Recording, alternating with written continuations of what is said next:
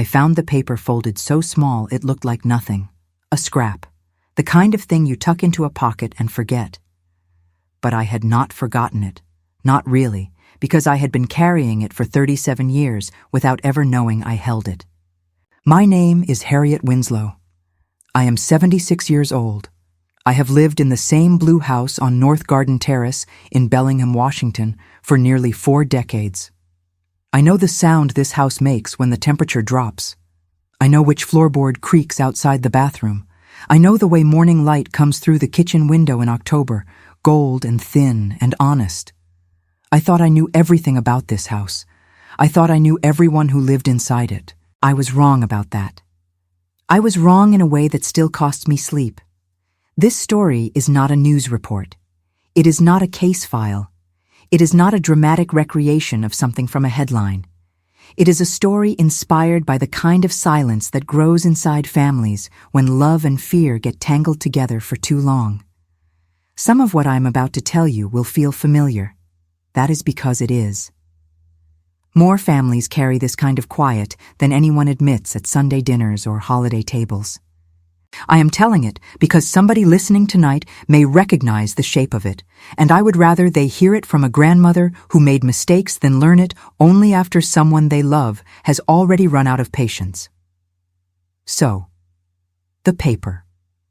It was folded behind the faceplate of an old electrical outlet in the laundry room, tucked into a small hollow behind the wall. Madison showed me that hollow on a Tuesday night in November. She did not cry at first. She stood in the doorway of the laundry room with the overhead light off and a single lamp from the hallway throwing a long stripe of yellow across the linoleum, and she said very quietly, "Mon, tonight you are going to understand why I never called this place home." She called me mine sometimes. She had picked that up from her college roommate, a young woman from a Portuguese-speaking family in Massachusetts. It was a word Madison used only when she was reaching for me from somewhere very deep. When she said it that November night, I knew she was not talking about the house as a building. She was talking about something inside it that I had been too comfortable to examine. Raymond was upstairs. I could hear the television, a low murmur of something I did not recognize. He often watched the news before bed. He was 62 years old and had the quiet authority of a man who had spent 39 years being the most reasonable person in every room. Neighbors liked him. The men at his former office had always respected him. At church, people asked his opinion and accepted his answer without argument. I had spent my marriage grateful for that. I had believed that calmness was a gift. I understand things differently now. Before I go further, I want to pause right here and thank you for being with me. I know this is not a light story. I know you came here tonight with something on your heart, the way people always do when they choose a story like this one. If you are still with me, would you do this old woman a kindness and tell me where you are watching from? What city? What state? What time it is there? I like knowing there are real people out on the other side of these words, because what I am about to tell you, I have never said out loud to more than 2 people in my life. If this story is already touching something in you, leave a like so I know to keep going. And if you have not subscribed yet, please do. There is a new story here every day, and every one of them carries something worth hearing. Now let me go back to that hallway. I was 75 then. My knees had been giving me trouble since the previous spring, and I had taken to wearing soft-soled shoes even indoors because the hard floors made the aching worse in the evening. Madison had driven up from Seattle. She had moved there 4 years before, after what she described to me as the need for a change of scenery, and I had accepted that explanation the way I accepted most things Madison said about her own life, with love and without nearly enough questions. She arrived at 4:30 in the afternoon. She brought a container of that lemon soup she knew I loved, the one with the orzo and the chicken and the little bit of dill. She set it on the stove without ceremony and said it needed 15 more minutes on low heat. Then she sat down at the kitchen table and looked at her hands for a long time. I remember thinking she looked tired, not the kind of tired that sleep fixes, the kind that lives in the jaw and the shoulders and behind the eyes. I remember asking if she had been sleeping well, and she said yes. She had been sleeping fine. That was the first thing she said that I would later understand was not exactly true, not a lie, more like a postponement. Raymond came downstairs around 5 and was warm to her in the way he was always warm to Madison when there were witnesses. He hugged her. He asked about Seattle. He said she looked well. She answered each question in short, polite sentences, the way a person speaks at a doctor's appointment. Measured, correct, present without being fully there. I noticed it, and I told myself I was misreading the room. That is the thing I want you to understand about this story. The most important failures were not dramatic. They were not scenes of raised voices or broken furniture. They were moments where I noticed something and then immediately gave myself permission to unknow it, because unknowing it was more comfortable than asking the question that needed to be asked. We ate dinner. The soup was good. Raymond talked about a book he was reading, something about the history of naval warfare. Madison ate slowly and asked polite questions. I watched the two of them and felt a kind of low hum of unease that I could not name. I remember clearing the dishes and thinking, she seems far away tonight, and then I thought, she is probably just tired from the drive. After Raymond went back upstairs, Madison washed the soup pot by hand, which was unusual. She always let things go in the dishwasher. She washed it slowly, methodically, and when she set it on the drying rack, she stood with her back to me for a moment that felt longer than it was. Then she turned around and said, "Mine, I need you to come with me, and I need you to not turn on the bright light." I followed her because she was my daughter and because something in her voice was carrying a weight that I did not yet have a name for. The laundry room in our house has always been at the back of the main floor, past the narrow hallway where we keep coats and boots. It smells like detergent and old wood, and the window above the utility sink looks out over the backyard where Raymond grew tomatoes in the summer. I had been in that room 10,000 times. I knew every shelf. I knew the way the dryer made a rhythmic thumping sound when it was unbalanced. I thought I knew every corner. Madison moved the laundry basket aside and then reached behind the old dryer, the one we had been meaning to replace for years, and she removed the faceplate from an electrical outlet. Behind it was a hollow in the wall, maybe 4 inches deep, maybe 5. Inside that hollow was a small bundle of folded papers held together with a rubber band. She handed it to me without speaking. I want you to understand the feeling of that moment, because I have tried many times since to describe it, and I have never found the right words. It was not fear exactly. It was more like a drop in temperature that starts in your chest and moves outward, like the moment just before you realize the car is not going to stop in time. A strange and terrible clarity. The papers were organized. That was the first thing I thought. Whatever I was holding had not been thrown together in a panic. There were folded receipts, small index cards with dates and times written in tight, careful handwriting, a few printed pages of what appeared to be email confirmations, and beneath all of that, a small spiral notebook, the kind that fits in a shirt pocket. Madison said, "He does not know I kept copies." I looked at the handwriting on the index cards, and I recognized it immediately. I had been reading that handwriting for 39 years. I am going to stop here for a moment because I want to say something to everyone who is listening tonight. I know some of you have been in a room like this one, metaphorically speaking. A moment where something ordinary becomes something you cannot explain away. A moment where a piece of evidence sits in your hands and your mind tries very hard to file it somewhere that does not require action.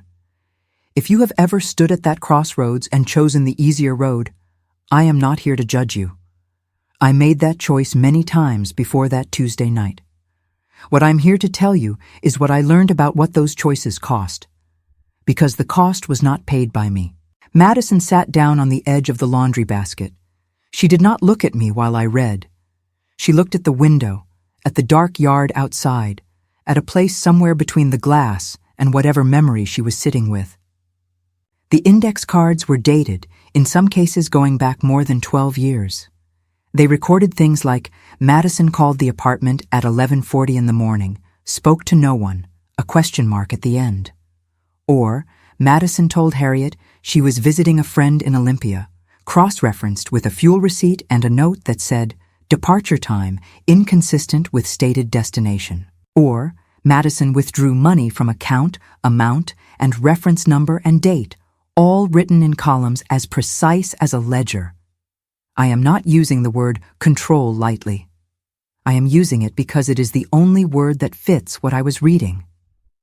What Raymond had built quietly over more than a decade was a record of his daughter's movements, communications, and finances. Not a father's concerned notes. A system, a database of discrepancies, of deviations from expected behavior, of moments he had cataloged in case they ever became useful. The thing that made my hands shake was not any single card. It was the notebook. Inside the notebook, written in his familiar tight script, were observations. About Madison's friends and their perceived influence on her. About conversations she had with me that he had apparently heard from other rooms or later reconstructed from her behavior. About what he called her pattern of instability, documented and cross-referenced and returned to repeatedly over years, with small notes like, "Revisit this if she brings up moving again," and "Harriet does not know about the Thursday calls." And then, near the middle of the notebook, a single sentence that I have never been able to stop hearing. "Harriet believes me first." 4 words, written matter-of-factly, the way you would note that the car needs an oil change or that the grocery store closes early on Sundays. Not triumphant, not cruel in its tone. Simply recorded as a known fact, a reliable condition of the environment, a constant he had built his system around. My daughter had not been afraid of her father's voice. She had been afraid of my belief. I want to pause right here because I need you to understand what it costs a mother to sit with that sentence. I was 75 years old. I had been married to this man for 39 years. I had shared a bed with him and a kitchen table and a church pew and the waiting room of the hospital where my mother died. I had handed him my trust so completely and so constantly that he had simply noted it down as a resource, a tool, an asset in a system designed to keep my daughter close enough to manage and too uncertain to leave. I set the papers down on top of the dryer. Madison was still looking at the window. I said, "How long have you known about this?" She said, "I found the first one when I was 24.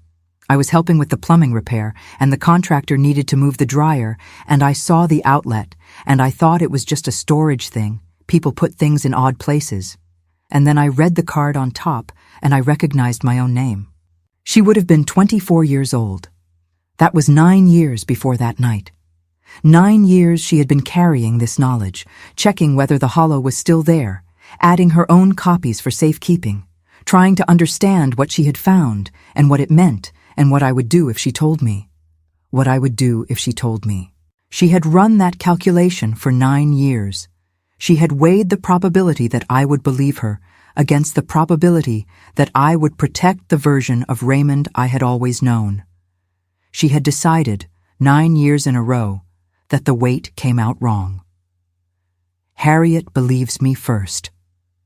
I asked her why she was telling me now.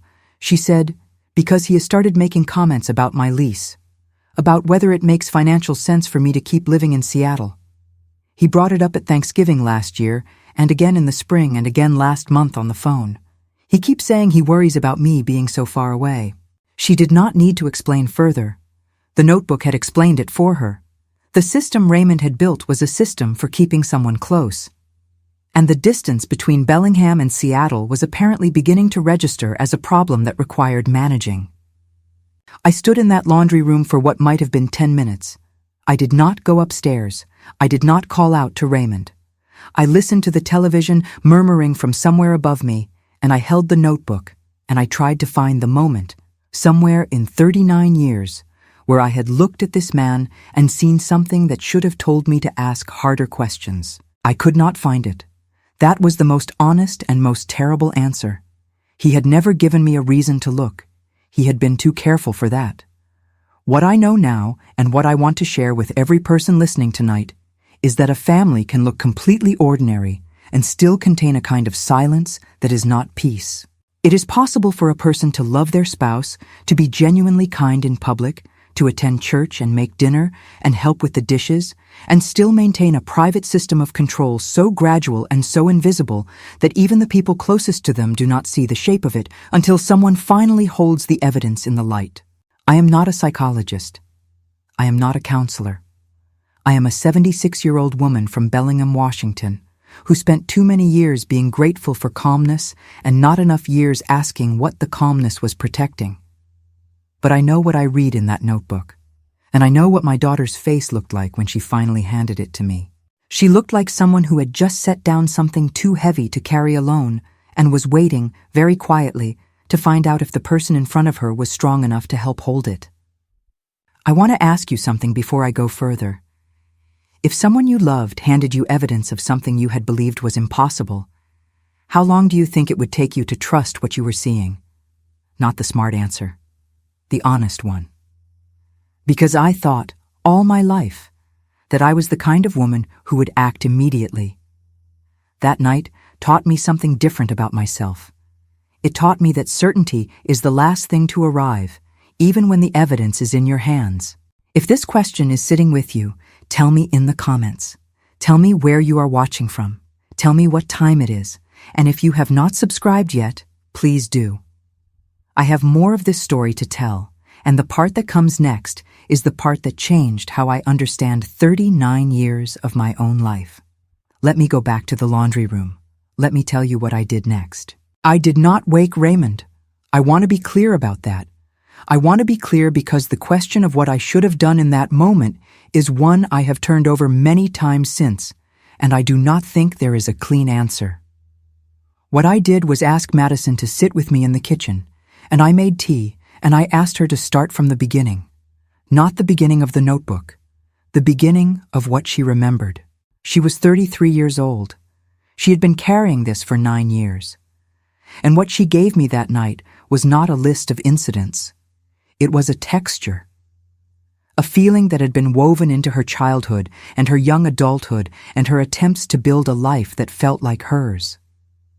She told me about the year she was 26 and trying to decide whether to take a job offer in Portland. She had talked to me about it and I had been supportive. I remembered that. I remembered being excited for her. But she said that within a week of telling Raymond, the conversation shifted. He did not yell. He did not forbid. He simply began, in small and consistent ways, to introduce uncertainty. He mentioned that Portland had a difficult rental market.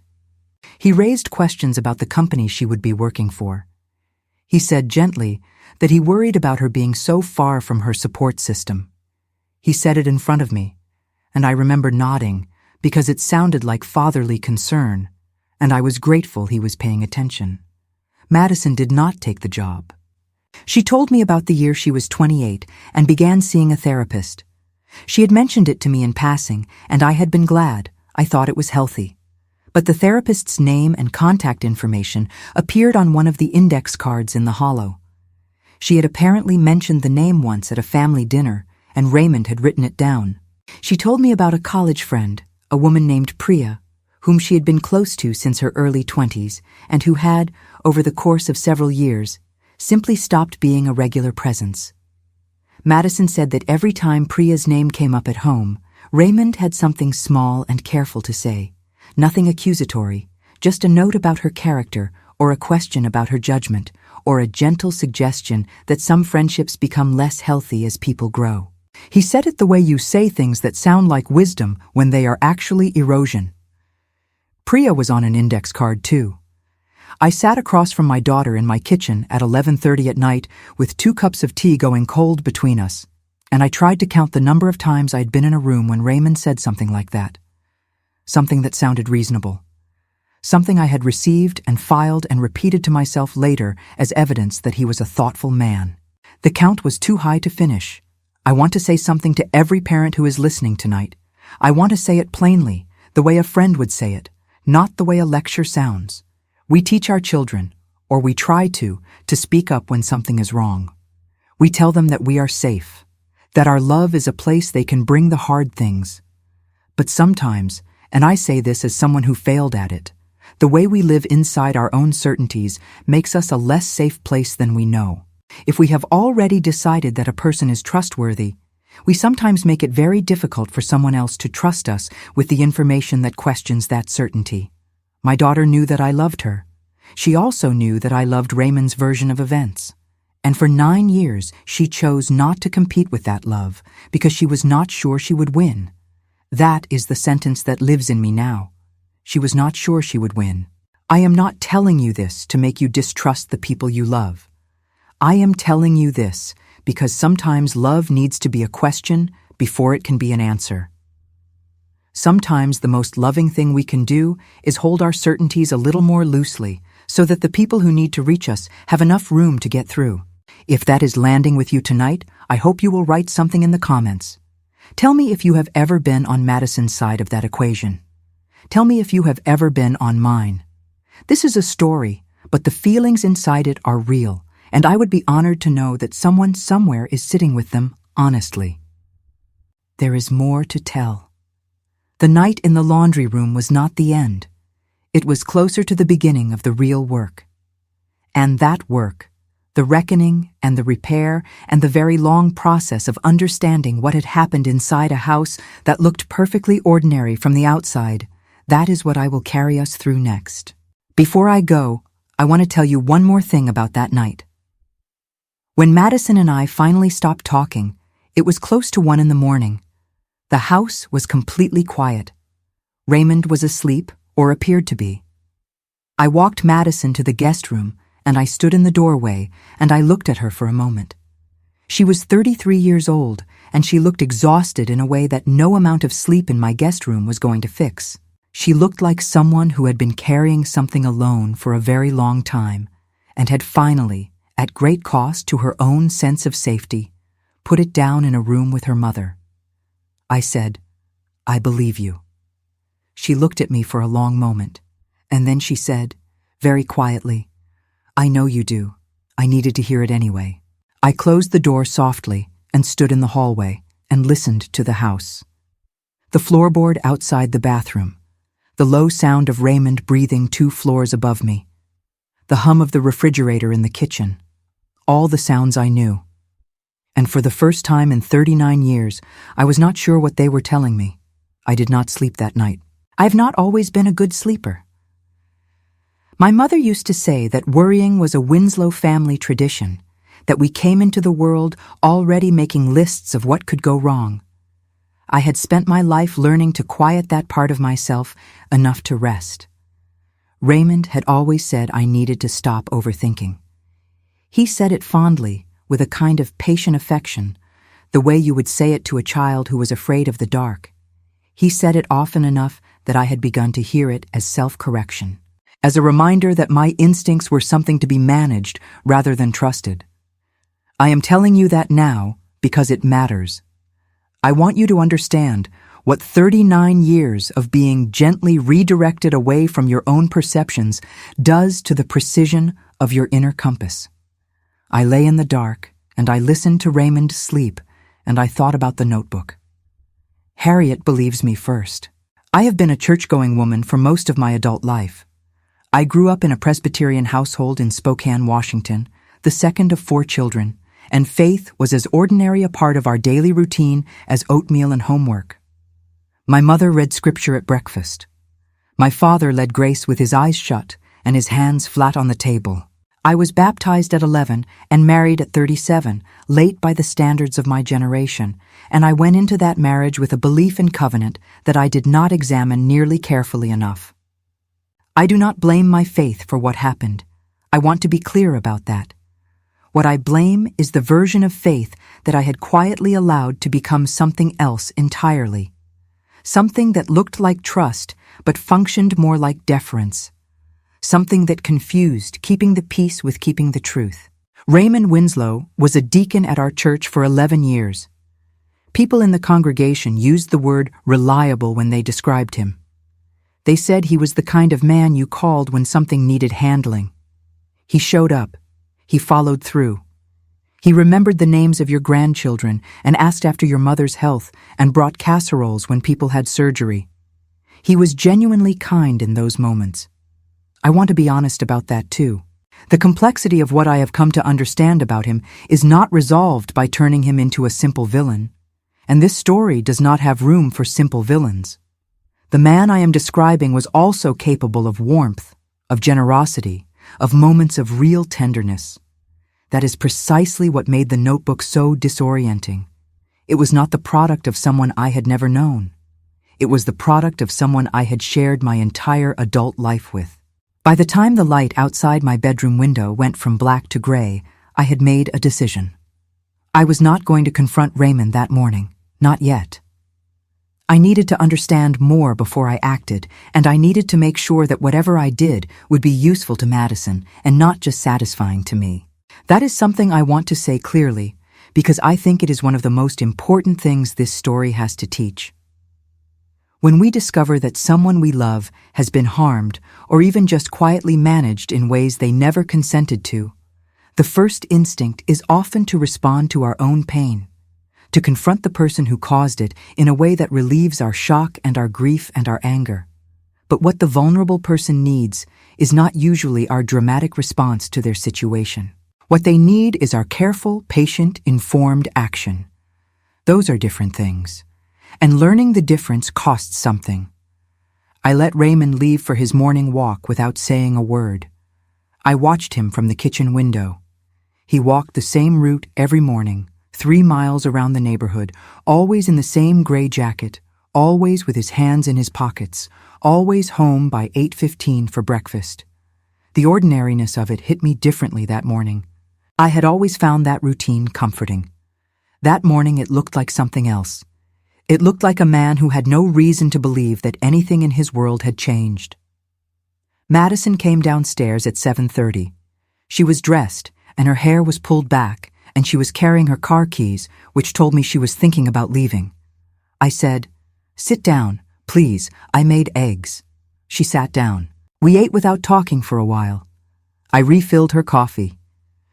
She looked out the window at the backyard, at the bare tomato cages Raymond left standing through the fall and winter, and her expression was the careful neutral of someone who has spent years not letting their face say too much in this kitchen. I said, "Tell me about the therapist, the one whose name was on the card." Madison set down her fork very slowly. She said, "Her name was Dr. Okonkwo. I saw her for about 8 months when I was 28. She was the first person who gave a name to what I had been feeling. She called it ambient control, the kind that does not use force, but uses information. She said the goal of ambient control is to make the controlled person feel like their decisions are their own, while quietly narrowing the range of available choices." I said, "Did you tell her about the hollow?" Madison shook her head. I had only found 2 cards by then. I thought I was overreading it. She helped me understand why I kept second-guessing myself, but I did not connect it to the cards until later, and by then I was not seeing her anymore. I asked why she stopped. Madison looked at her hands. Dad said she seemed like the kind of therapist who encouraged estrangement. He said it was a pattern he had heard about, a certain type of counselor who profits from pushing adult children away from their families. He said it with concern. He said he was not telling me what to do, just sharing what he had read. I stopped going 2 months later. I want you to sit with that for a moment. A father, in a tone of gentle concern, planted a question about a therapist who was beginning to help his daughter understand her own life. And I, sitting across the table from both of them at some dinner I no longer remember, heard that concern and probably nodded and said something about how it was worth being thoughtful about who you trusted. I probably said exactly that. Before I go further, I need to stop and take a breath with you, because this is the part of the story where the education is heaviest and the emotion is closest to the surface. If you are still here with me, thank you. Truly. It means something to me that you are listening to this. If this story is giving you something to think about, leave a like. If you know someone who might need to hear it, share it with them. Sometimes the most generous thing we can do for the people we love is put the right story in front of them at the right moment. Tell me where you are watching from and what time it is there. I am picturing every one of you, and that matters to me more than I know how to say. Now, let me stay with Madison at the kitchen table. I asked her, "What did you need me to do differently?" She was quiet for a long time, long enough that I thought she might not answer. Then she said, "I needed you to ask me how I was doing when we were alone. Not at dinner with him in the room, not on the phone when I could hear the television in the background and I knew he was home. I needed you to find a moment when it was just the two of us and ask me the real question." I said, "What is the real question?" She said, "Are you safe?" 2 words. I had asked my daughter many questions over her 33 years. I had asked about her grades and her friends and her relationships and her career and her apartment and her happiness in general terms. I had not once in the years since she became an adult, looked her in the eye in a quiet room and asked her those 2 specific words. I did not apologize in that moment. I knew an apology was not what the moment needed. What I said was, "Are you safe now?" She said, "Getting there." I said, "Tell me what you need from me starting today." She looked up then, really looked at me, the way she had not since she was very young, the way children look at you before they learn to manage their expressions. She said, "I need you to believe that what I am telling you is true, even when he is in the same room making it sound less true." I said, "I believe you." She said, "You are going to need to keep believing me when he talks." She was right about that. I want to tell you how right she was. Raymond came back from his walk at 8:14, 1 minute ahead of schedule. He came through the back door and took off his jacket and washed his hands at the kitchen sink and noticed Madison sitting at the table and said, with genuine warmth in his voice, "You stayed for breakfast. Good. You looked tired last night." He sat down and poured himself coffee and looked at the 2 of us and said, "What are you 2 conspiring about?" He said it with a smile, the kind of easy, familiar smile that had always made me feel included, seen, part of something comfortable. And I watched Madison's face do something I had seen 1,000 times without understanding it. A very slight adjustment, a professional kind of neutrality, a pulling back into herself that looked, to anyone who was not watching carefully, like nothing at all. I thought about the notebook. I thought about 4 words written in tight handwriting on a page I now kept folded in the pocket of my cardigan. I said, "Just catching up." Raymond nodded and picked up the newspaper, and that was that. The morning moved forward. Bread was toasted. More coffee was poured. Raymond read aloud a short item about a zoning dispute 2 towns over that he found absurd. I made a comment about it. Madison responded briefly. We looked from the outside exactly like a family having an ordinary breakfast. I want you to understand something about what ordinary can hide. I want you to understand it not as an indictment of everyone who has ever had a normal morning, but as a genuine invitation to pay closer attention to the texture underneath the ordinary. Families develop rhythms. Those rhythms become invisible because they repeat. And inside that invisibility, things can persist for years without being examined because they have been dressed up as the furniture of daily life. I had been sitting at this table for 39 years. The newspaper, the coffee, the toast, the zoning dispute. All of it was true. All of it was real. And underneath it, there was a hollow in the laundry room wall and a notebook full of a father's careful records of his daughter's attempts to build a life he could not see clearly enough to manage. After breakfast, Raymond went to his study to return some phone calls. Madison helped me clear the table. When the water was running and the radio was on low, she said very quietly, "He is going to ask you later what we talked about." I said, "What do you want me to say?" She said, "Tell him we talked about Seattle. Tell him I am thinking about whether to renew my lease." I looked at her. I said, "That is going to make him bring up moving back." She said, "I know. I want to see what he says." This was Madison, thinking strategically.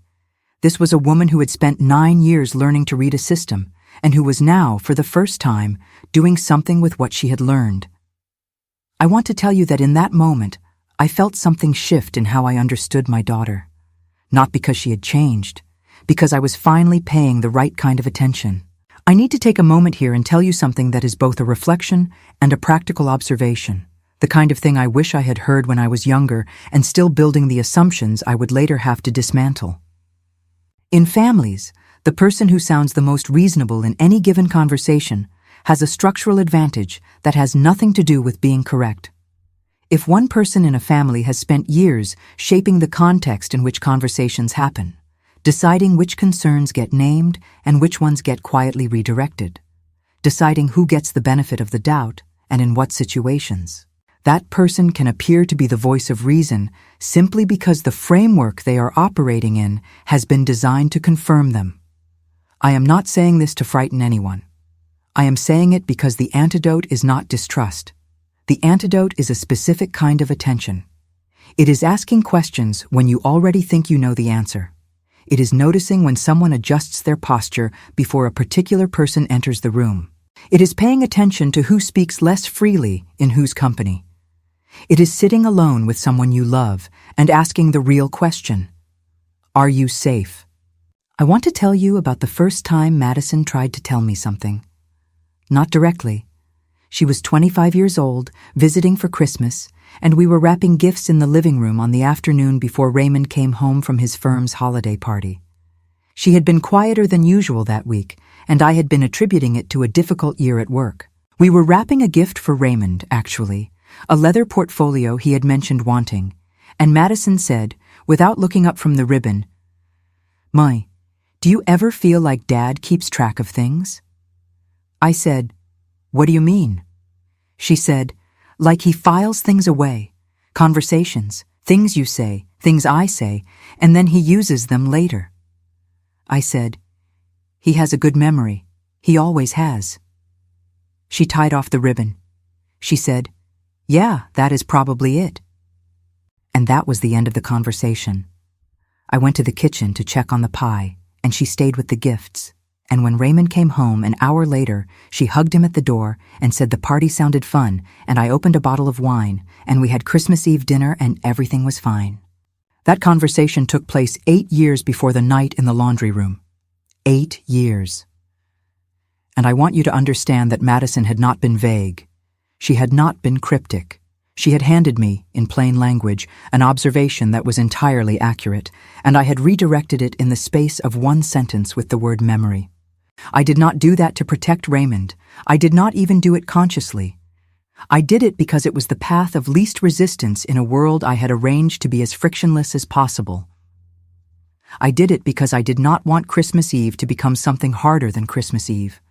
I did it because I had been telling myself for years that our family was functional, and I needed that to be true enough to set down and stop examining. Harriet believes me first. He had not made me believe him first.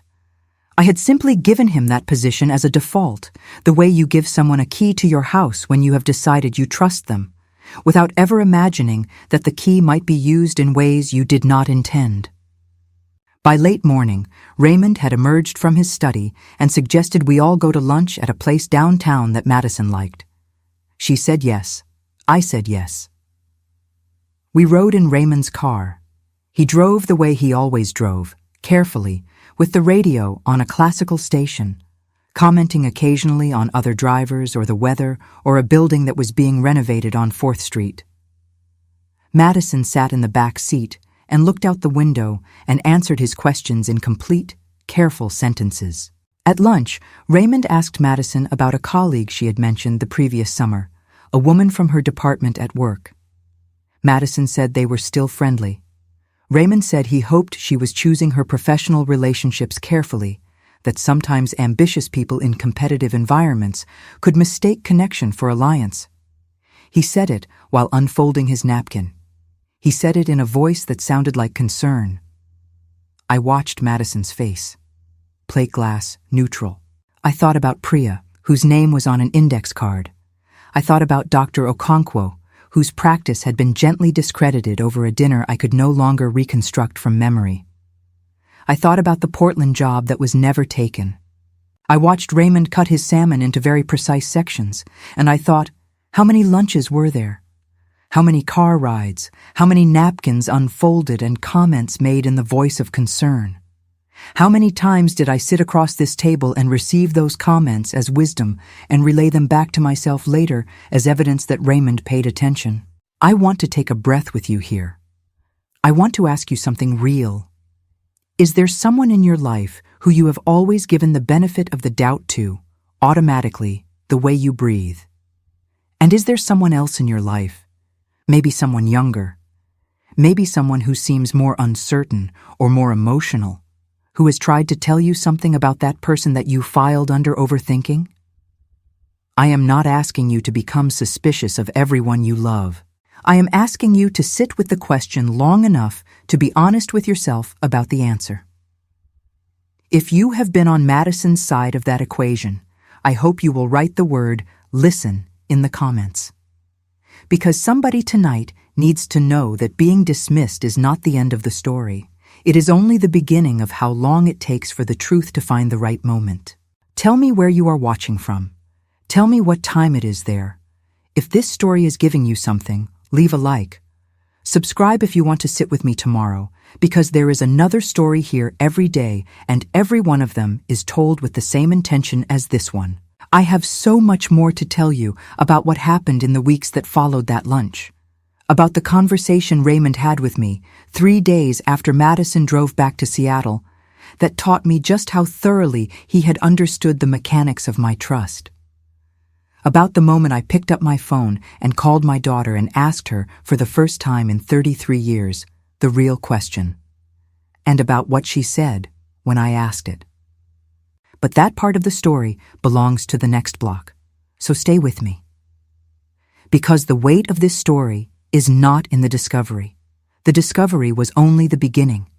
The real work, the reckoning and the choosing, and the long, imperfect process of making something new from the rubble of what I thought I knew, that is what comes next. And I promise you, it is worth hearing. Raymond came to find me on the 3rd morning. Madison had gone back to Seattle the day before. She left early, before he was awake, and I had stood at the kitchen window and watched her taillights disappear around the corner of North Garden Terrace, and felt something I had not felt in 39 years of marriage. I felt the difference between a house being quiet and a house being safe. They had always felt like the same thing to me. That morning I understood they were not. He came downstairs at 7, as he always did, and found me at the kitchen table with my hands around a mug of coffee that had gone cold. He looked at me the way he had always looked at me when he was reading my mood, with that particular kind of attentiveness that I had spent decades interpreting as care. He poured his coffee and sat across from me and said, "You seem far away this morning." I said, "I did not sleep well." He said, "Madison wore you out." He said it gently, the way you would say it about any grown child who visited and left the house feeling a little emptier than before. Observational, fond. And underneath the fondness, the smallest possible suggestion that Madison's presence was a thing that depleted rather than filled. I had been hearing that note in his voice for years without naming it. That morning I named it. I said, "She seemed good to me. Tired, but good." He nodded. He said, "She seems to be settling into Seattle more. I worry less when she sounds grounded." He paused. "She say anything about the lease situation?" I said, "She mentioned she was thinking it through." He nodded again. He said, "I think she would benefit from being closer. Not here necessarily, but closer. Seattle is a lot of city for someone who struggles with anxiety." He said it while looking at his coffee cup. Matter of fact, clinical. The voice of a man sharing a reasonable observation about his daughter's well-being. I said, "I did not know she struggled with anxiety." He looked up. He said, "You know how she is. She does not like to talk about the hard things with you. She does not want to worry you." And there it was, offered across the breakfast table with no ceremony at all. The implication that Madison withheld things from me because she wanted to protect me. The implication that Raymond was therefore the more reliable narrator of her inner life. The suggestion that her silence with me was evidence of my limitations as a confidant rather than evidence of anything about the environment she had been navigating. I thought about the notebook. I thought about 4 words written in careful handwriting. I said, "I think she tells me more than you realize."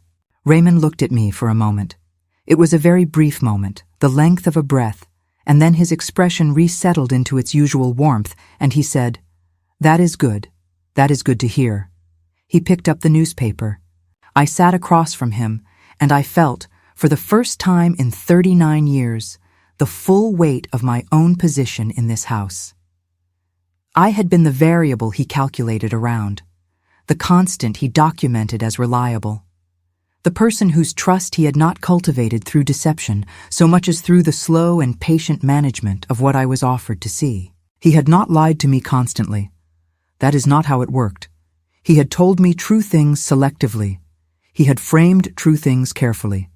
He had been present and engaged and invested, and all of that investment had served a purpose I had not understood until my daughter handed me a rubber-banded bundle of papers in a room that smelled like detergent.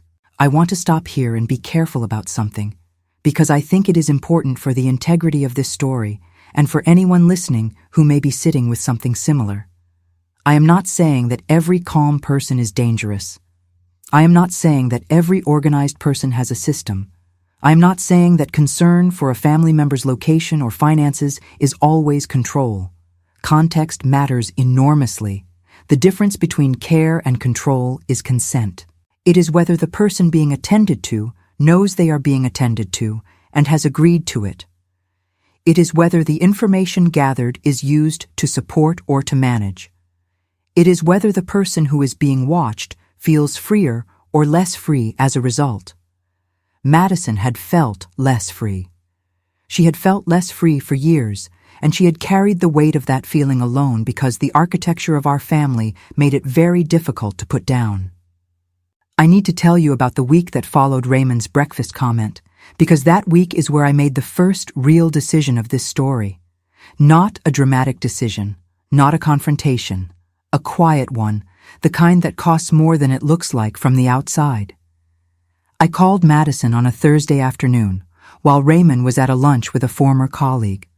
I called her and I waited until she picked up, and I said before anything else, "Are you safe?" She did not answer immediately. I heard her breathing. I heard what sounded like a chair being pushed back, and then the ambient sound of her apartment in Seattle, the low hum of traffic outside her window, and the particular quiet of a space that belongs entirely to the person living in it. She said, "Yes." I said, "Are you safe from him?" Another pause. Longer. And then she said, "Getting safer. Now that you know." I asked her what she needed. She said she needed me to stop reflexively defending him when she raised concerns. She said she needed me to stop being the person whose trust he could reference as evidence that he was correct. She said she needed more than anything a mother who would ask hard questions before offering reassurance. I said, "I can do that. I am going to need you to be patient with me while I learn how." She said, "I have been patient for a long time, Mun." I said, "I know. I am sorry. I am asking for more of it anyway, because that is what I need." She laughed then, a short, surprised sound. She said, "That is the most honest thing you have said to me in years." I want to tell you why I am sharing that exchange. Not because it was beautiful, though it was, in its way, but because I think there is a practical lesson buried inside it that does not get enough attention when people talk about rebuilding trust. The lesson is that the person who was harmed by your inattention is not required to make it easy for you to repair. They are not obligated to manage your guilt or cushion your learning curve or thank you for finally showing up. What they can offer, if they choose, is patience. And if they offer it, even a little, you receive it with both hands and you do not waste it.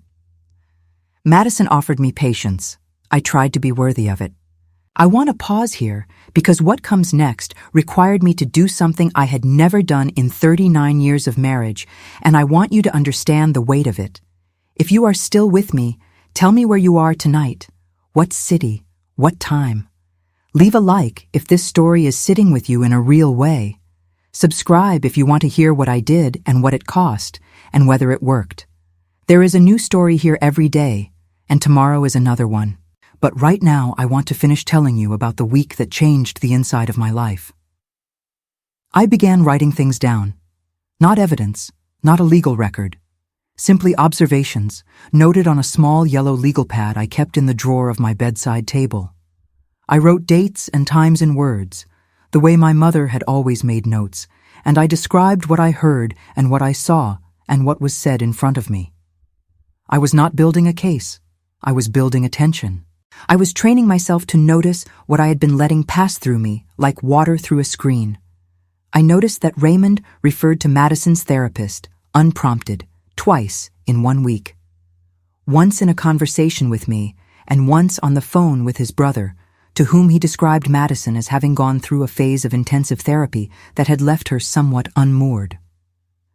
I noted the date and the context and the exact words as accurately as I could reconstruct them. I noticed that he changed the subject in a specific way whenever I brought up Madison's job.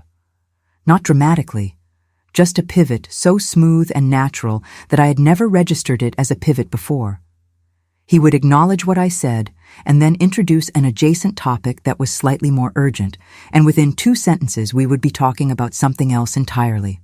I noticed that he referred to Madison's closest friend, a woman I had met once named Clara, as that girl she met at work, even though Madison had told me Clara was someone she had known for 3 years and trusted deeply. The diminishment was so small, it was almost invisible. That girl, not her friend, not Clara, not the woman Madison mentioned regularly in our phone calls. That girl. I filled 4 pages in the first week. What I want to tell every person listening tonight is something about the practical value of writing things down, not as a surveillance exercise, but as a discipline of attention. When you write something down, you stop being able to dismiss it as a feeling. A feeling can be questioned. A feeling can be attributed to your own anxiety or your own history or your own tendency to overthink. But a written record of 4 instances of the same behavior across 7 days is not a feeling. It is a pattern, and patterns are harder to argue with than feelings, both when you present them to someone else and when you are trying to hold your own ground against the voice in your head that says you are overreacting. I was not overreacting. I had the pages to prove it.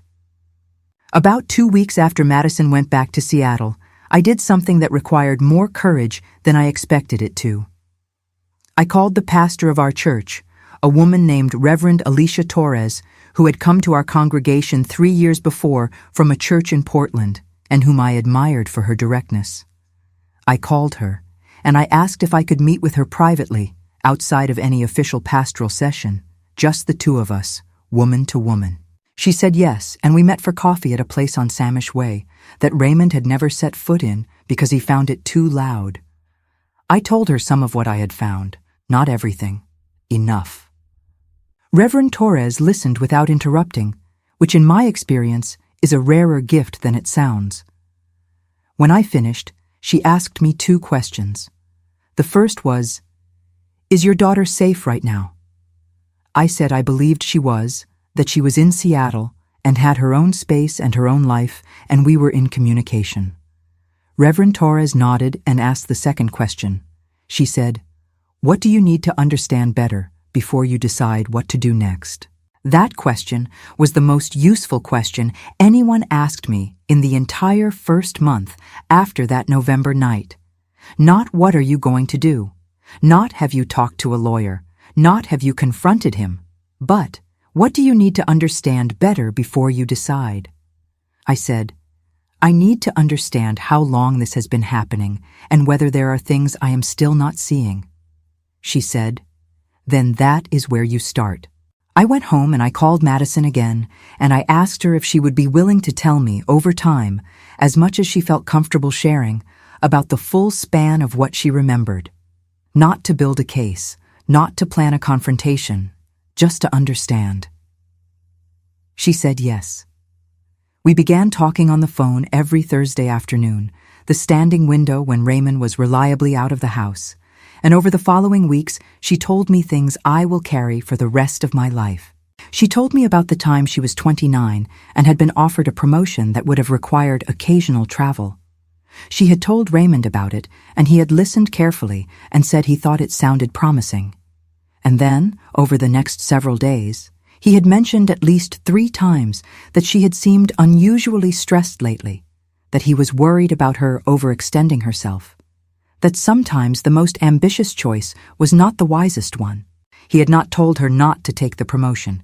He had simply surrounded the decision with doubt until she declined it herself and felt afterward like the decision had been hers. She told me about the birthday card. This is the detail that returned to me later, more than once, in the middle of nights when I was trying to understand the shape of what I was dealing with.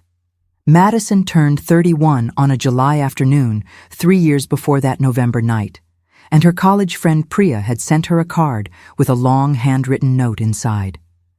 Madison had left the card on the kitchen counter during a visit home, and when she came back for it later that day, it was gone. Raymond said he had not seen it. I said I had not moved it. The card was never found. I had forgotten that card. Completely. I had filed it under one of those small domestic mysteries that families accumulate, things that go missing and are never explained, and eventually stop being mentioned. When Madison told me about it on our Thursday call, I remembered it immediately, and with the memory came a cold and specific recognition. Because on one of the index cards in the laundry room hollow, there had been a notation that simply read, July 14, contact removed, card, and a name I now recognized as Priya's last name. I want you to understand what that notation meant. It meant that the disappearance of a birthday card had not been a household mystery. It had been a recorded action. It had been filed under contact management. Someone in my house had taken that card and documented the taking of it, and that same person had sat across the dinner table from me on the evening of my daughter's birthday and said he had not seen it. That was the moment when the word lie became available to me. I had been circling around it for weeks, calling it by softer names, management, framing, selectivity. But the birthday card was not selective. It was not careful framing. It was a plain and simple lie told to 2 people who deserved the truth, and it was part of a system of such lies, documented and organized and maintained across years. I sat in my bedroom after that Thursday call, and I held the yellow legal pad in my lap, and I wrote down every detail Madison had told me, and I looked at what I had accumulated across the previous weeks, and I understood, for the first time with the full weight of understanding, that I was not dealing with a difficult marriage or a complicated father. I was dealing with someone who had spent decades making themselves the center of gravity in our family and who had used my trust as one of their primary instruments. I want to stop here and say something that is hard but necessary. I had enabled this, not deliberately, not consciously, not with any intention to harm my daughter, but I had enabled it through the consistent and unexamined choice to believe the version of events that required the least disruption to my understanding of my own life. I had been a participant in my daughter's isolation, not because I wanted to isolate her, but because I had wanted, more than I understood, to protect the image of the family I had built. There is no clean way to sit with that. There is no comfortable framing that makes it hurt less. What there is, and what I found over the following weeks, is the possibility of choosing differently going forward, not as absolution, simply as the next right thing. If you have ever had to reckon with the ways your own comfort cost someone you love something they needed, I hope you will write something in the comments tonight. Tell me where you are watching from. Tell me what time it is there. You do not have to say what it was. Just tell me you are there and that you understand. Leave a like if this story is reaching you. Subscribe if you want to stay with me. There is more to tell, and the part that comes next is the part where I finally stopped gathering information and started deciding what to do with it. I want to tell you about the conversation that forced the timeline. It happened on a Sunday in December, about 5 weeks after the night in the laundry room. Raymond and I were watching a film in the living room, and his phone rang, and he took the call in his study, which was not unusual. He was gone for about 20 minutes, and when he came back he sat down and said in a carefully offhand tone, "That was a friend of mine in real estate. He was just mentioning that there are some good deals coming up on smaller places in the area. For rentals. I said, "We are not looking to buy rental property." He said, "Not us. I was thinking about Madison. If she moved back, a smaller place closer to home would be more practical than the Seattle apartment, less expensive, easier for her to manage." I said, "Madison has not said she is moving back." He said, "Not yet, but I think she is getting tired up there. She just needs a little encouragement." He said it the way you would say it about a plant that needed to be moved to a sunnier window, needs a little encouragement. As if the decision were already made, and the only remaining question was the mechanics of implementation. I said, "I think Madison will make her own decision about where she lives." He looked at me. Something shifted in his expression. Not dramatically, not into anger or accusation. Just a very small recalibration, the kind a person makes when they realize they are in territory they expected to move through freely and have encountered unexpected resistance. He said, "Of course, I just want her to be supported." I said, "I know." I excused myself and went to the kitchen and stood at the sink with the water running, and I called Madison the next morning before Raymond woke up, and I told her about the conversation. She was quiet for a moment, and then she said, "He is starting to move. He does this when he thinks I am drifting too far. He starts preparing the next step before I have made any decision." I said, "What do you need me to do?" She said, "I need you to help me understand what my options are. Not just emotionally, practically. I need to understand what I am actually dealing with in terms of finances, because he still has access to an account I opened when I was 22 that I have never been able to figure out how to close without starting a conversation I was not ready to have.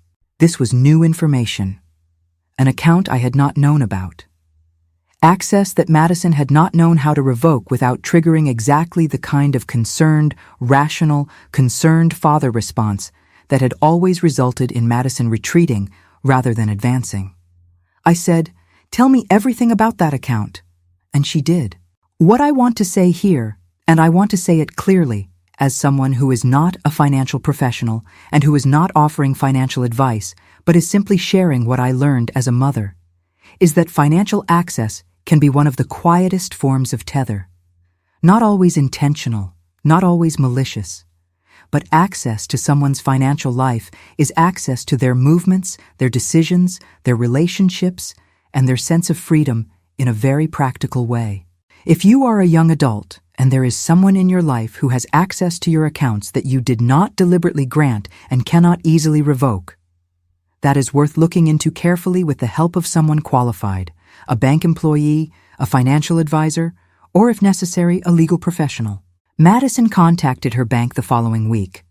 She made the call from her apartment in Seattle with the door locked. She closed the account and opened a new one, and she told me afterward that her hands were shaking the whole time and that she felt, for about an hour after the call, like she was waiting for something to happen. Nothing happened that day. But Raymond called me 3 days later to tell me he was thinking about visiting Seattle in January and wanted to know if I thought he should call Madison first or just surprise her. I said, "You should absolutely call first." He said, "You know how she is. She will find a reason to be busy." I said, "Then call and find a time that works for both of you." He said, "You sound like you are on her side." He said it lightly, with a small laugh, the kind of laugh that is designed to prevent you from confirming what was just said, the kind that retroactively frames the statement as a joke. I did not laugh. I said, "I am her mother. I am always on her side." The silence that followed was approximately 4 seconds long. I know because I was counting without realizing I was counting, the way your body keeps time when something important is happening. Then Raymond said, "Of course you are," and changed the subject to whether we needed new gutters before spring. I want you to pay attention to those 4 seconds. I want you to understand what they contained. In 39 years of marriage, I had never said that sentence in that way. I had said variations of it, warm and inclusive versions that implicitly included Raymond in the definition of Madison's support system. but I had never said it as a line, as a declaration of position, as a statement that positioned me as adjacent to my daughter rather than neutral between my daughter and her father. Raymond heard the difference. 4 seconds of silence told me he heard it. I did not sleep well that night either. But it was a different kind of wakefulness than the night after the laundry room.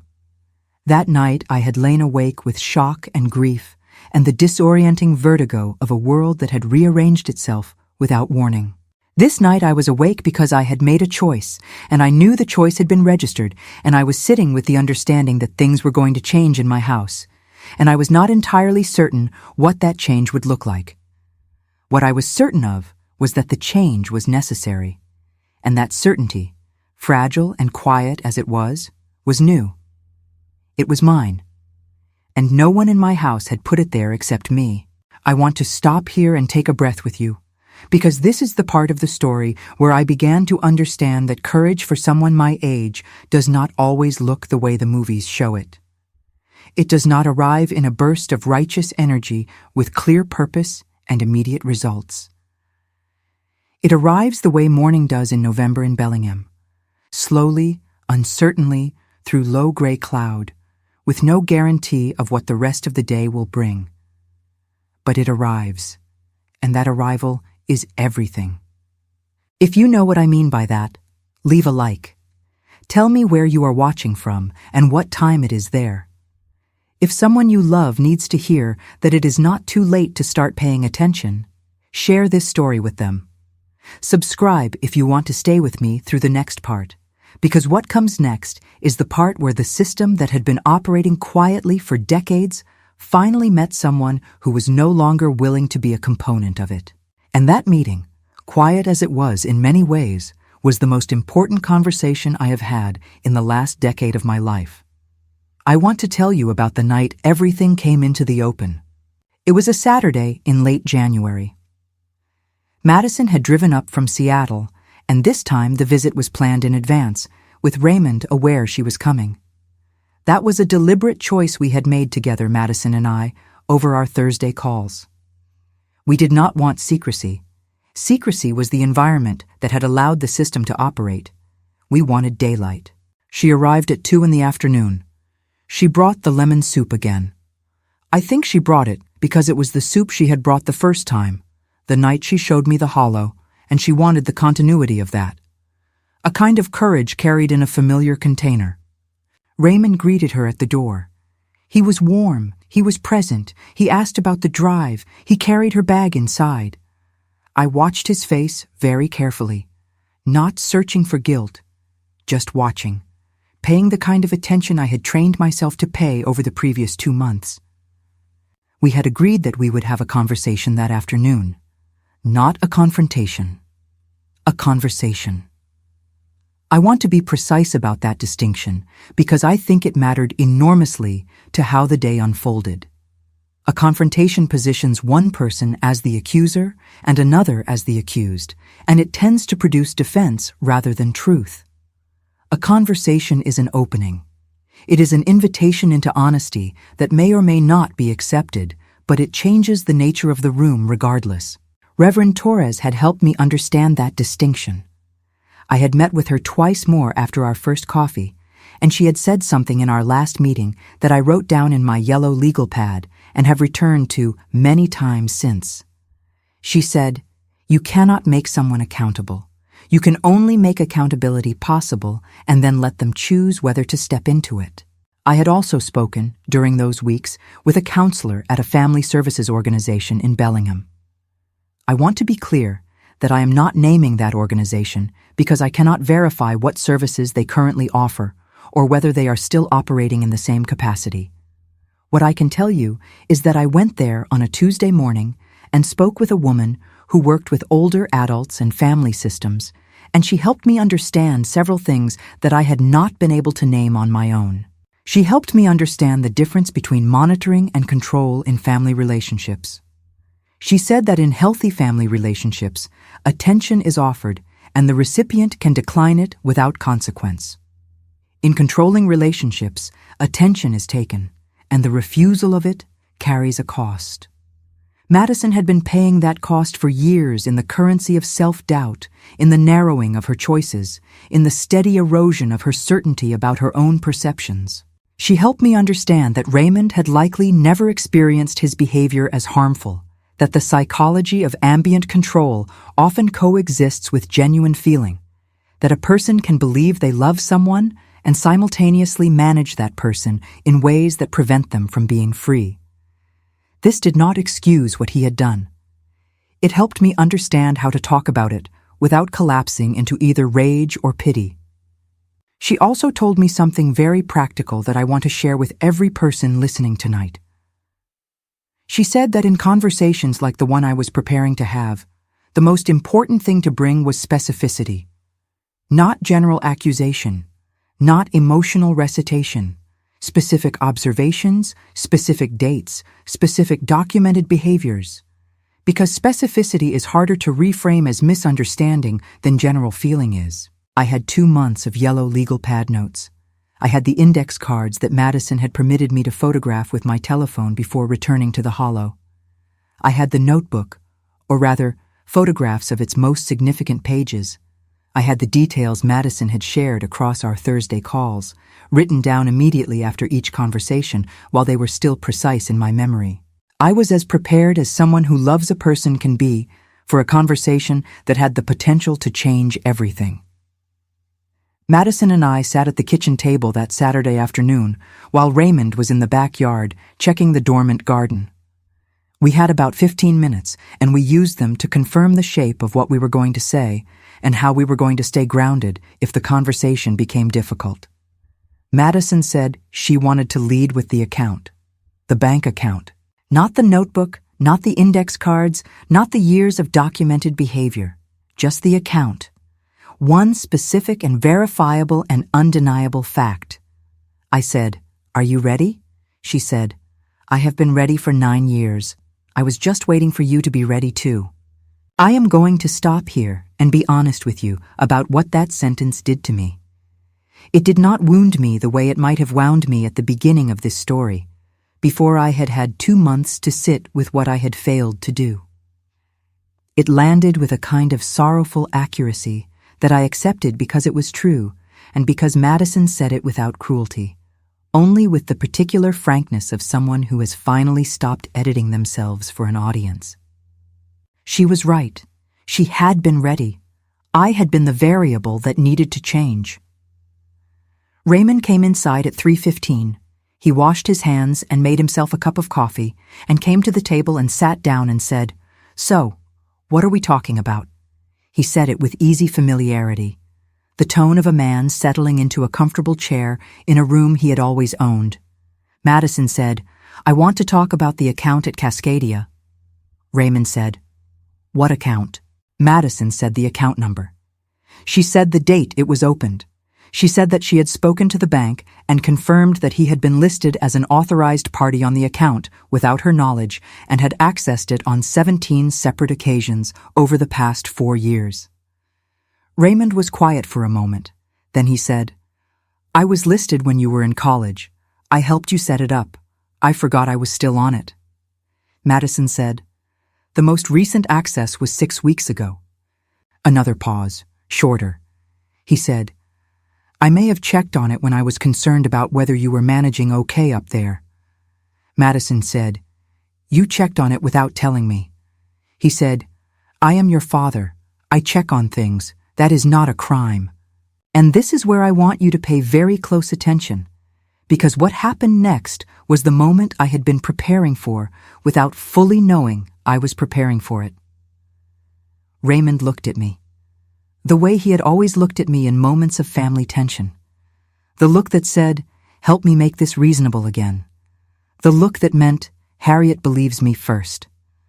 I looked back at him and I said, "Raymond, I think you need to listen to what Madison is telling you." His expression did not change dramatically, but something moved behind it, a very small recalibration. He had expected me to hold his ground for him, and I had not. He said, "I am listening." I said, "I do not mean just to what she is saying about the account. I mean to all of it." He said, All of what? I said. I found the hollow in the laundry room. The kitchen was extremely quiet. I heard the refrigerator hum. I heard a car pass outside on North Garden Terrace. I heard Raymond set his coffee cup down. He said, "What hollow?" Madison said, "Behind the dryer. Behind the outlet faceplate." She was not angry. Her voice was completely level. She sounded like someone reading a prepared statement, and in a way she was, because she had been preparing it for 9 years. Raymond said, "I do not know what you are referring to." I said, "The notebook, Raymond." Another silence, longer this time.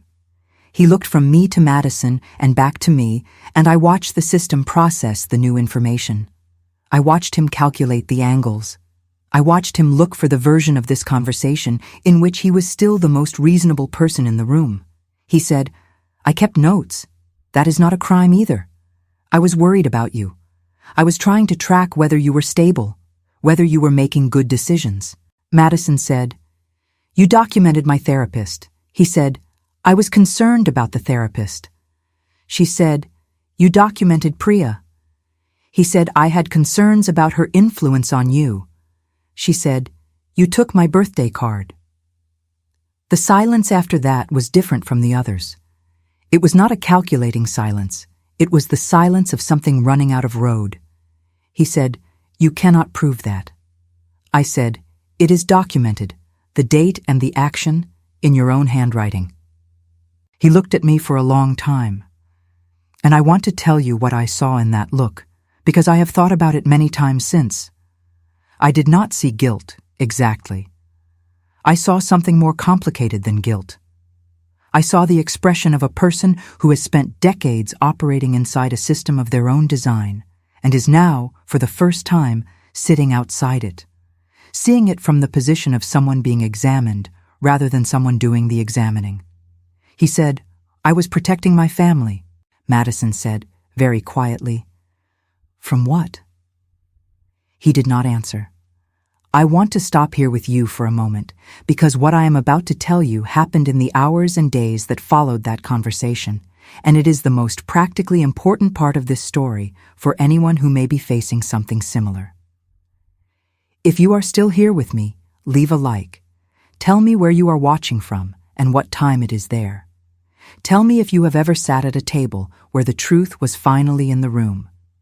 Subscribe if you want to stay with me for the last part of this story, because what comes after this conversation is the part that is not dramatic, not cinematic, and in many ways harder than the confrontation itself. It is the part where real families do the real work.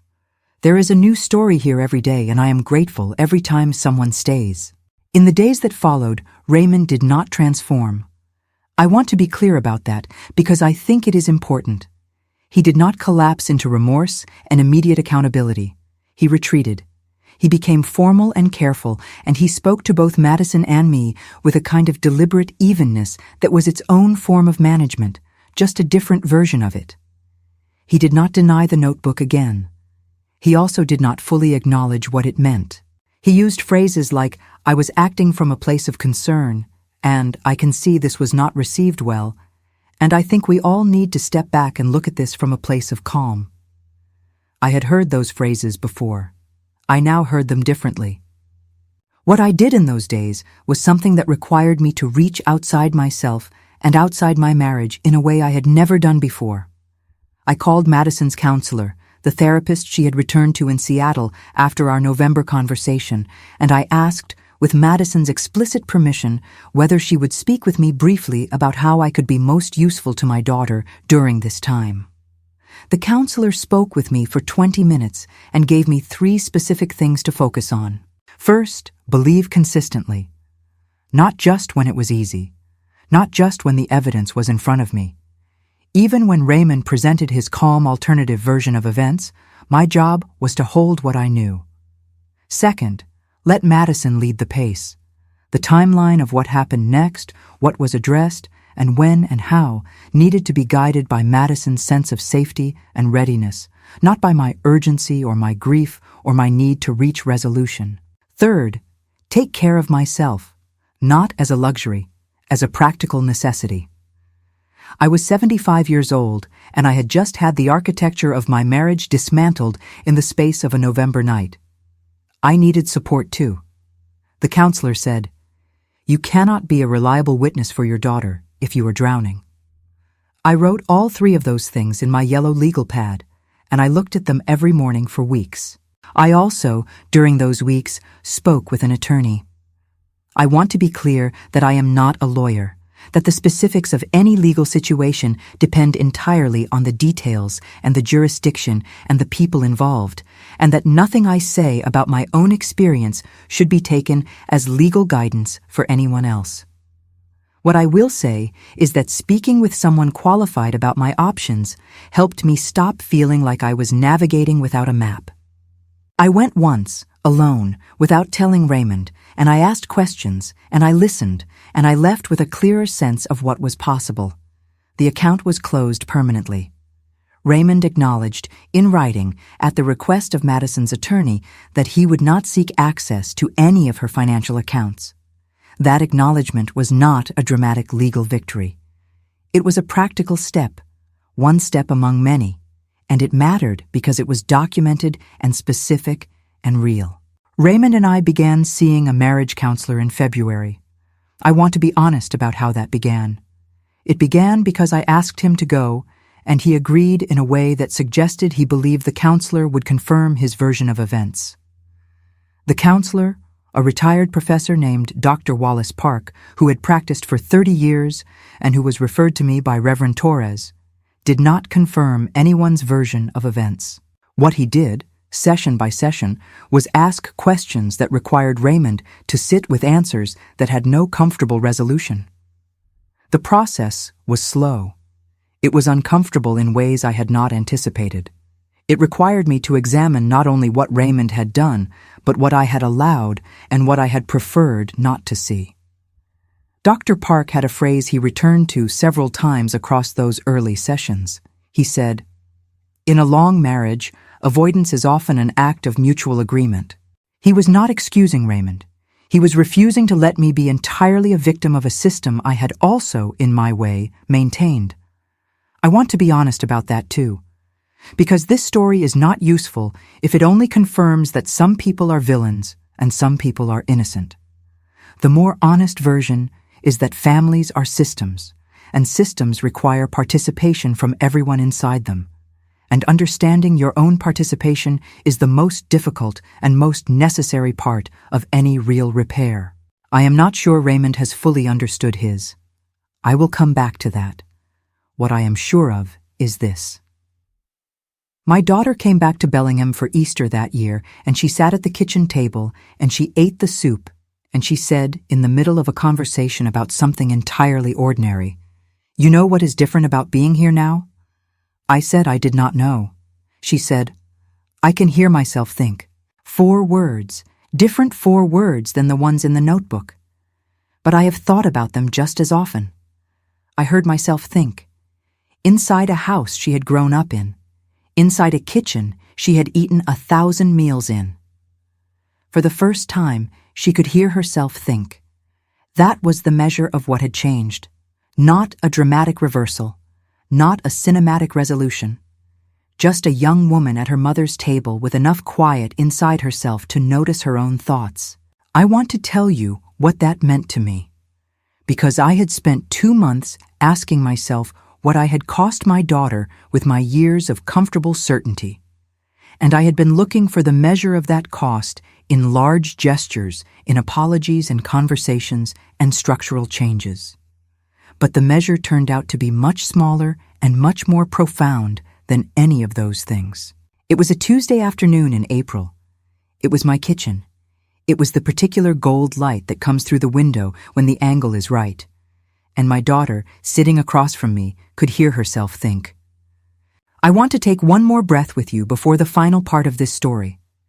Tell me where you are watching from. Tell me what time it is. Tell me if you have someone in your life you need to hear more clearly. Leave a like if this story has given you something real. Subscribe, because the next story is already waiting, and every one of them is told from the same place this one comes from, a grandmother's kitchen, a yellow legal pad, and the hard, honest work of paying better attention. The last part of what I have to tell you is the part about what remained, about what healed and what did not, about what Raymond did and did not become, about what Madison and I built in the place of the 39 years of assumptions I had been living inside. It has been 14 months since that Saturday afternoon in my kitchen when the truth finally sat down at the table with us. I want to tell you what 14 months looks like when a family is doing the real work. Not the dramatic version, not the version where everyone cries at the right moment and says the right words and the music swells and the credits roll. The real version. The one that happens on ordinary weekdays and unremarkable Sunday mornings and phone calls that start with nothing in particular and end with something that matters. Madison still lives in Seattle. She renewed her lease in February, the same month Raymond and I started seeing Dr. Park, and she called me after she signed the paperwork, and her voice had something in it I had not heard in years. It was not excitement exactly. It was more like solidity. The sound of a person standing on ground they chose for themselves, ground that belonged to them without condition or management or the quiet ambient pressure of someone else's concern.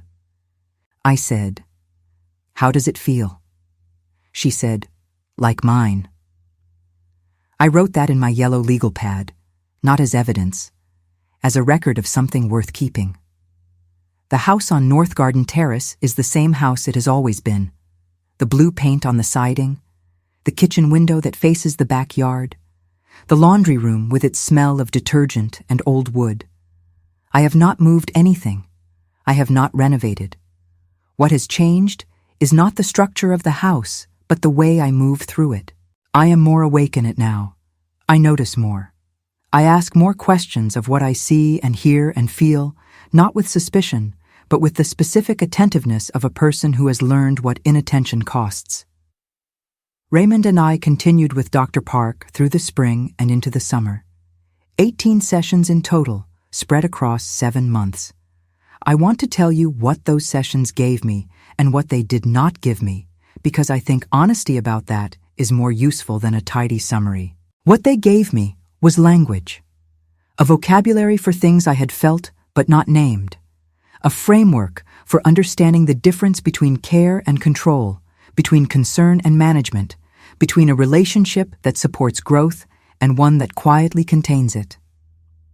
Dr. Park was careful and patient, and he never told us what to conclude. He helped us sit with what we had both contributed to a 39-year marriage that had, in its way, served both of us, just not equally and not in ways that had been honest. What the sessions did not give me was Raymond's full accountability. I want to say that plainly because I think the honest version of this story requires it. Raymond acknowledged across those months that his behavior had been problematic. He used that word specifically. Problematic. He said he understood that Madison had felt constrained by his attention. He said he recognized that his record-keeping had been excessive. He apologized once in a session with Dr. Park, in language that was careful and measured and structurally correct. The apology was real in the sense that he meant the words. It was incomplete in the sense that it did not reach the full depth of what the words needed to carry. I have learned that silence inside a family is not always peace. Sometimes it is an agreement, made without words and without anyone formally signing it, to protect the version of things that requires the least disruption. That agreement can feel like harmony for a very long time. It can feel like a comfortable house and a stable marriage and a family that functions. But inside that silence, the people who are most sensitive to the atmosphere are paying a price that no one is counting, and when the cost finally exceeds what they can carry, the silence breaks in ways that change everything. I have learned that the most dangerous kind of harm in a family is the kind that sounds like concern, the kind that is delivered in a calm voice by someone who genuinely believes they are protecting rather than managing. That kind of harm is hardest to name and hardest to prove and hardest to resist because it wears the clothes of love so convincingly that the person wearing it may not know the difference, and the people receiving it often doubt their own discomfort for years before they trust it. I have learned that being a safe person for your child does not mean being agreeable with everyone they need safety from. It means being willing, when necessary, to choose your child's freedom over your own comfort. It means being willing to examine your own role in a system that was harming them, not to destroy yourself with guilt, but to understand clearly enough to change. I have learned that documentation is not paranoia. Writing down what you observe, in your own words, on your own time, is an act of respect for your own perceptions. It is a way of saying, what I see is real, and it deserves to be recorded. When someone has spent years being told that their observations are overreactions or misreadings, a written record can be the difference between doubt and clarity. I have learned that asking for help is not weakness and is not betrayal. Calling Reverend Torres, speaking with the family services counselor, consulting the attorney, beginning sessions with Dr. Park, these were not dramatic interventions. They were simple acts of seeking guidance from people who had knowledge and perspective I did not have on my own. No situation improves by being kept exclusively inside the walls where it developed. Light helps. Other voices help. Qualified people who have seen similar patterns and can offer informed perspective help. And I have learned, most personally and most painfully, that love is not enough by itself. Love is the beginning. Love is the reason you stay at the kitchen table until 1 a.m, listening to your daughter tell you 9 years of truth. But love without attention is just an intention. Love without the willingness to examine your own certainties is love that can be used against the people you are trying to love.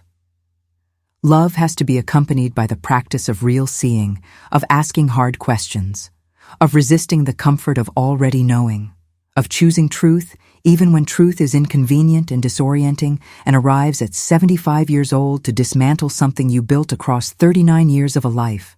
I want to speak directly to the grandparents and parents who are listening tonight. If someone in your family, someone younger, someone who seems more uncertain or more emotional than the other people in the room, has tried to tell you something that you redirected toward a more comfortable interpretation, I am asking you to go back to that moment. Not to torture yourself with it. To sit with it honestly and ask whether they deserved a different response. And if the answer is yes, I am asking you to pick up the phone and call them and say, I am listening now. Say, tell me the real thing. Say, I believe you. It is not too late to say those words. I said them at 75. My daughter heard them at 33. We had both been waiting for them for a very long time, and neither of us knew it. I want to speak to anyone who is carrying what Madison carried. Anyone who has tried to tell the truth inside a family that had too much invested in a different version of events. Anyone who has been called dramatic or sensitive or difficult when they were simply accurate. Anyone who has adjusted their face before a particular person walked into the room. Anyone who has done a calculation about whether the person they needed was reliable enough to trust with what they knew. Your perceptions are not overreactions. Your instincts are not symptoms. The fact that something has gone unnamed for a long time does not mean it is not real. It means it has been unnamed, which is a different thing entirely. You are not required to protect the people who required you to protect them from the truth. You are allowed to put down what you have been carrying alone. You are allowed to find one person, one trustworthy person, and hand them the weight of what you know and see whether they are strong enough to help hold it. If you are not safe right now, please do not try to navigate that alone. Reach out to someone qualified and local who can help you understand your options. A counselor, a trusted friend, a professional service in your area. A story can offer courage, but real life deserves real support from real people who know your specific situation. If you are somewhere in between, not in immediate danger, but living with the low, constant hum of something that has not been named, I hope this story has given you a word for what you feel and a little bit of courage to start the conversation that needs to happen. And if you are doing well, if you are loved and safe and free in the ways that matter, I hope this story has made you a little more attentive, a little more willing to ask the real question, a little more willing to sit quietly with someone you love and let them tell you something you did not expect. Now I want to take the last few minutes I have with you tonight and just be here with you. Not as a narrator, not as a lesson, just as an old woman in a blue house in Bellingham, Washington, sitting at a kitchen table that is now 2 feet closer to the window than it was for 31 years, with a cup of tea that is probably cold by now and a second yellow legal pad that is starting to fill up. Outside the kitchen window, the backyard is bare the way it gets in November. The tomato cages are still standing, the way they always have been, but Raymond does not tend them the way he used to. There has been a shift in the house that is hard to describe. It is not dramatic. It does not announce itself. It is simply the difference that comes when one person stops managing and another person stops being managed, and the space between them, which was never really empty but was always controlled, becomes available for something more honest. I am not certain what Raymond and I will look like in another year. I am not certain what we will look like in another 5. What I am certain of is that the version of this marriage that operated on my unconditional trust and my daughter's silence is over. Whatever comes next will have to be built on something more honest, or it will not be built at all. I have made my peace with that uncertainty in the way that people who are 76 years old make peace with things, not without grief, with grief, and with the quiet steadiness of someone who has decided that the truth is worth more than the comfort of pretending. Madison called me last Thursday. She called at 3 in the afternoon, our usual time, and she said she had just come from her counselor, and they had done something in the session called a timeline exercise, where she mapped out the significant moments across her adult life and looked at the pattern of them. She said it was difficult and clarifying, and that at the end of the session, her counselor had asked her to name 3 things that had helped her most in the previous year. She said she named her lease renewal. She named the account she closed. And she named a conversation that had happened in her mother's laundry room on a Tuesday night in November, in the dark, with a lamp throwing a long stripe of yellow across the linoleum. She said, "I named it not because of what you found, Mon, because of what you said afterward." I said, "What did I say?" She said, "You said, 'I believe you,' and then you kept saying it. Even when it was hard, even when the room was full of reasons not to, you kept saying it." I did not know what to say to that. I sat with it for a moment, the way you sit with something that is both a wound and a gift at the same time. Then I said, "I should have said it sooner." She said, "Yes, but you said it. That is what I am counting." I am going to end there, with that sentence. With my daughter's voice on a Thursday afternoon telling me that what she is counting is not the years of silence, but the moment the silence ended. That is the kind of grace I did not earn, but was given anyway, and I intend to spend the rest of my life being worthy of it. Thank you. Thank you for sitting with me through this whole story. Thank you for not looking away from the hard parts. Thank you for being the kind of person who chooses a story like this one and stays until the end, because that tells me something about who you are, and I am grateful for every one of you. If this story gave you something tonight, please leave a like. It is a small thing, and it matters more than you know. If you know someone who is carrying what Madison carried, or someone who needs to hear what I needed to hear, please share this story with them, not to alarm them, to accompany them. Sometimes the most generous thing we can do is put the right words in front of someone at the right moment. Subscribe if you want to sit with me tomorrow. There is a new story here every day, and every one of them is told from the same kitchen table with the same intention, which is to help someone somewhere feel a little less alone in what they are navigating. Tell me where you are watching from tonight. What city, what state, what time it is there. Morning or afternoon, or the quiet middle of the night when the house is still and the thoughts come anyway. I read every comment like a postcard from someone I may never meet but already care about. And if you truly stayed with me tonight, if this story reached something real in you, I would be honored if you would write the word safe in the comments. Not because everything is easy, not because every family finds its way to the light, but because safety begins the moment somebody finally decides to pay attention. And you, by being here tonight, have already made that decision. From my kitchen table to wherever you are, take care of the people who trust you. Ask the real question before someone has to hand you the answer in a darkened room. And remember that it is never too late, not at 75, not at any age, to choose truth over comfort and presence over peace.